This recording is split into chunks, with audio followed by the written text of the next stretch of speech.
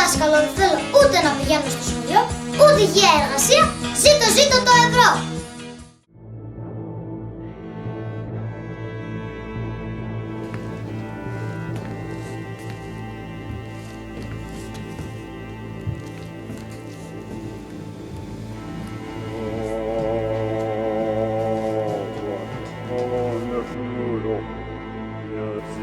Να είναι καλά ο Πρωθυπουργός.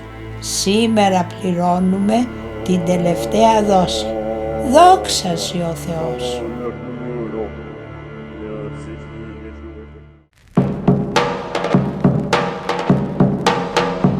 Αυτό το μέλλον αξίζει τη χώρα μας. Αυτό το μέλλον αξίζει τη γενιά μας. Δεν ήρθαμε για να σου πούμε πόσο άσχημα είναι τα πράγματα. Ο άνεργος, ο μισθωτός με τα 500 ευρώ, το χρεωμένο ζευγάρι στις τράπεζες. Ο νέος που ετοιμάζεται να φύγει στο εξωτερικό γιατί δεν βλέπει μέλλον στη χώρα του. Ο επιχειρηματίας που κλείνει το μαγαζί του ή τη βιοτεχνία του γιατί έχει στεγνώσει η αγορά. Όλοι αυτοί δεν έχουν ανάγκη μόνο για καταγγελίες. Έχουν ανάγκη για λύσεις. Έχουν ανάγκη για αποτελεσματικές και ρεαλιστικές προτάσεις. Έχουν ανάγκη από μία πρόταση διεξόδου. Το σχέδιο Β κατεβαίνει στις ευρωεκλογές. Καταλαβαίνω ότι υπάρχει αντίσταση μεταξύ του ελληνικού πληθυσμού στα μέτρα λιτότητας, αλλά τελικά εναπόκειται στην Ελλάδα να εκπληρώσει τις απαραίτητες προϋποθέσεις συμμετοχής στο κοινό νόμισμα. Είμαστε υπέρ της Ευρώπης, είμαστε υπέρ της Ευρωζώνης, είμαστε υπέρ του ευρώ. We are ruling out completely the prospect of exiting the euro. This is not an option for us. This is a catastrophe. Total disaster. An exit would not benefit any crisis states. On the contrary, it will trigger grave new problems. The management of an unstable new money, bank runs, inflation, flight of capital and flight of people. For this reason alone, Greece should not exit the Eurozone. Εάν επιστρέψουμε στη δραχμή, η Ελλάδα θα έχει και οικονομική και πολιτική απομόνωση. Αυτή τη στιγμή ευρώ. Αυτή τη στιγμή. Αναντήρητα ευρώ. Τι εννοείται? Η δραχμή θα ήταν καταστροφή. Γιατί φοβίζετε τον κόσμο? Αλλά δεν υπάρχει καλύτερο πλαίσιο από το ευρωπαϊκό για τη χώρα μας και τον Έλληνα πολίτη. Η ύφεση πράγματι είναι πρωτοφανής, πολεμικού χαρακτήρα. Η ανεργία είναι κολοσιαία, δραματική.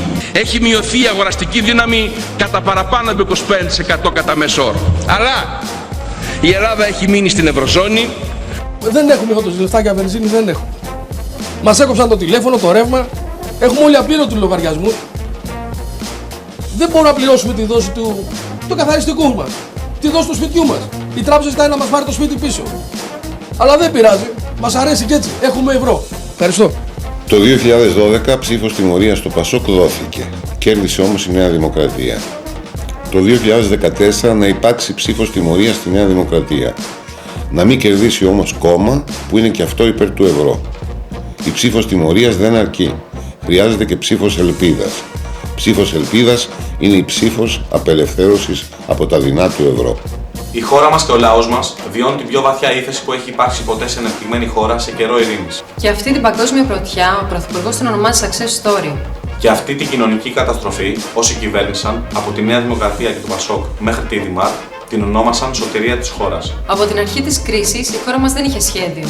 Όπως είναι γνωστό, όλες οι άλλες χώρες είχαν σχέδιο.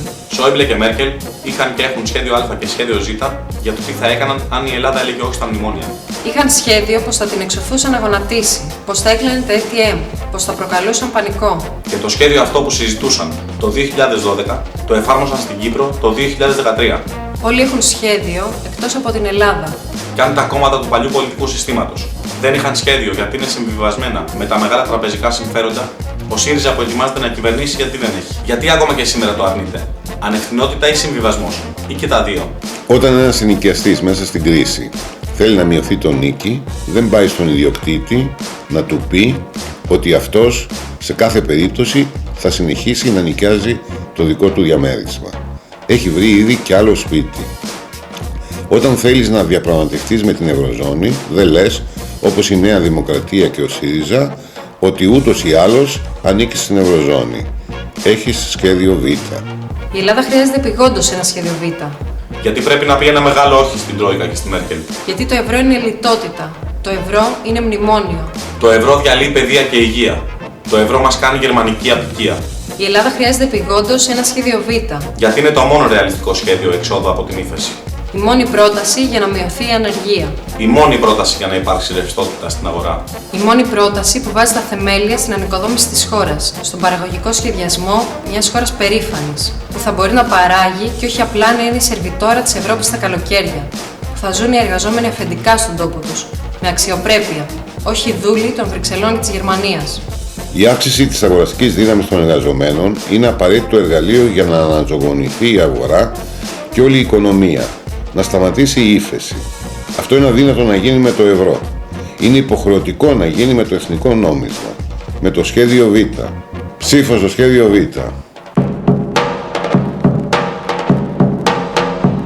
Το σχέδιο Β κατεβαίνει στις ευρωεκλογές. Το σχέδιο εξόδου της Ελλάδας από την Ευρωζώνη υπήρχε καλά κρυμμένο στα συρτάρια κορυφαίων παικτών της παγκόσμιας οικονομικής κακέρας από τον Ιανουάριο του 2012. Επιλέγοντας το τελευταίο γράμμα του λατινικού αλφαβήτου, το βάφτισαν σχέδιο Ζ και με το χέρι στη σκανδάλη παρακολουθούσαν τις εξελίξεις στην Ελλάδα, έτοιμοι να το απασφαλίσουν. Αρχές του 2012, οι ίδιοι αξιωματούχοι που αρχικά ήθελαν την Ελλάδα εντός Ευρωζώνης πίστευαν ότι είναι ανεύθυνο το να μην συντάξουν ένα σχέδιο εξόδου. Το σχέδιο Β το έχουν όλες οι χώρες της Ευρωπαϊκής Ένωσης. Το έχουν όλες οι τράπεζες. Το έχουν όλες οι μεγάλες επιχειρήσεις. Είναι μια σειρά λόγοι που και να μην θέλουμε, υπάρχει πιθανότητα να μην φύγουμε από το ευρώ. Και η Ελλάδα, και είναι ντροπή θα έλεγα. Είναι ντροπή. Είναι η μόνη χώρα η οποία δεν έχει κάνει μία μελέτη, κανένα Ινστιτούτο μεγάλο, καμία τράπεζα, καμία κυβέρνηση, κανένα κοινοβουλευτικό κόμμα για το τι θα γίνει να φύγουμε από το ευρώ.